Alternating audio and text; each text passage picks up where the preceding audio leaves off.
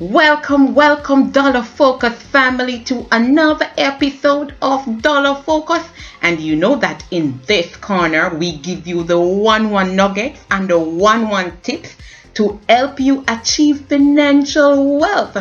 I want to say thank you for tuning in and for following and for keeping up. I really appreciate the support. And I want to say a big shout out to my new subs, my new subscribers. I got some new subs this week and I am grateful that you took the time out to view the videos and subscribe. I look forward to sharing this journey with you all as we work together to build our financial wealth. Now guess what? In this episode, I want to share a story with you. Yes, it's story time.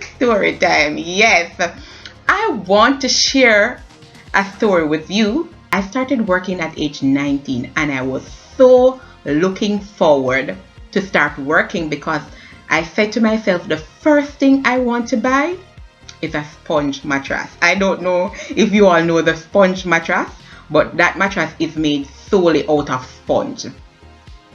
Yes, it might not seem important to you all, but back then it was really important to me. And yes, it was an upgrade to what I had, what I was sleeping on. So I was really looking forward to getting my first salary and walking into the store and purchasing that sponge mattress. But of course, when I got my salary, I was not able to purchase it cash. So what I did what we call layaway here in Jamaica. Not sure if they still have that. I know they have hire purchase now, but I'm not sure if layaway is still available. Our persons would really want to go into layaway since that they can actually access the product without waiting that period. But what I actually did was to do a layaway on the mattress. So I went to the store and I said to the clerk, I would like to make a deposit on this here mattress, and I showed her the one that I wanted, and we entered into an arrangement on how I am going to pay the balance and over what period. Of course, I was very excited and I couldn't wait to take home that mattress. Yes, at the end of 3 months, I got my mattress, put it on my bed, and I was oh so happy. No! After I got the mattress, it was on to another level. I started, because I wanted to go to university, I started to put a savings plan together. And I said, every month that I get my salary, I am going to put aside X amount towards university. Of course, we didn't have all the platforms that we have here now in terms of the whole online platform. So every time I want to put away something, I would have to make a trip to the bank. After making months of deposits, a teller said to me while I was doing my transaction, do you know anything about fixed deposits?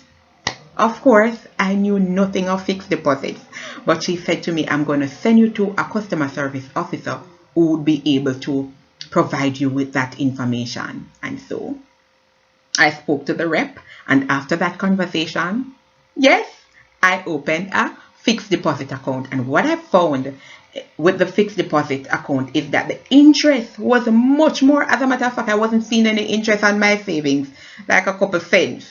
It really didn't make any sense. But I realized that the interest for the fixed deposit was much more. And I was motivated. I continued to do my savings because after all, I had plans in place in terms of what I wanted to do with the money. Months after months went back when another teller said to me, do you know anything about capital markets? Poor old me, or I should say poor young me, knows nothing about these financial instruments. And she said, not to worry, I'm going to send you to so and so, and they will be able to update you on what is capital markets and the benefits and so on. Of course, after that conversation, it was quite fitting for me to open a capital markets account, and I did that. And what I realized is that the interest on the capital market instrument was much more than the fixed deposit. Of course, I was encouraged and motivated to continue pushing and continue saving because I was seeing returns.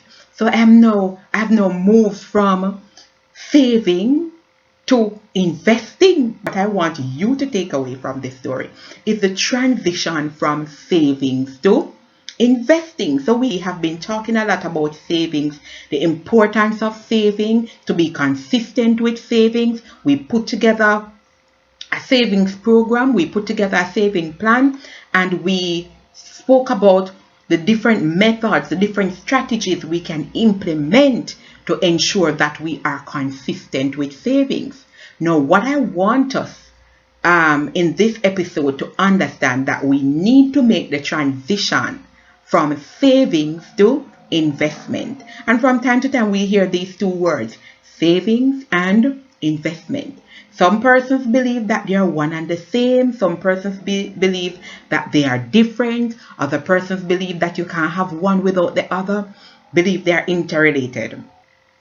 Now, what do you think? Do you think savings and investments are one and the same? Or do you think they are differences? Now, this is what my husband thinks about savings and investments. Saving and investments, in my opinion, are two different things. One can put down money from January to December and save towards a particular item. For example, your stove, your refrigerator, your nice flat screen television, something wonderful, right? But investment now is like when you save that money and December comes, right? So for example, you're supposed to get $80,000. From that $80,000, you say to yourself, I'm going to take $50,000 out of that now and invest in some chicken.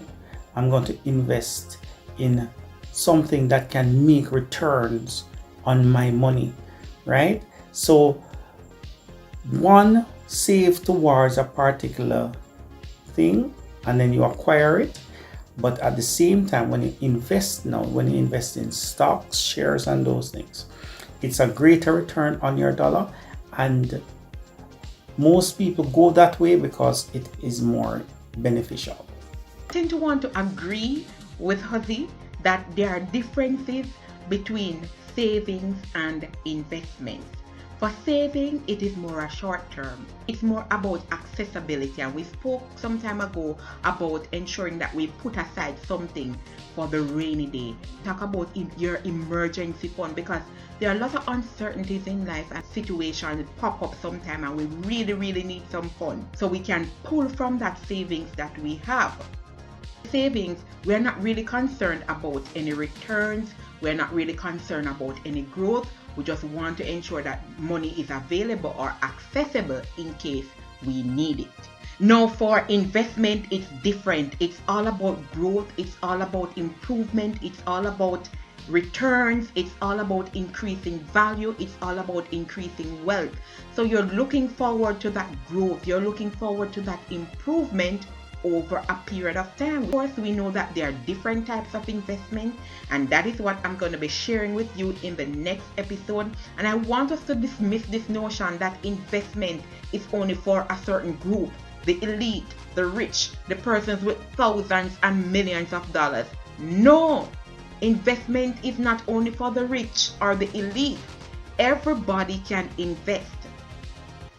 You might not have the same resources, you might not have the same amount of money, but remember we said previously that we are going to start where we are, start with what we have, and take one step, take the journey little by little until we achieve our financial goal.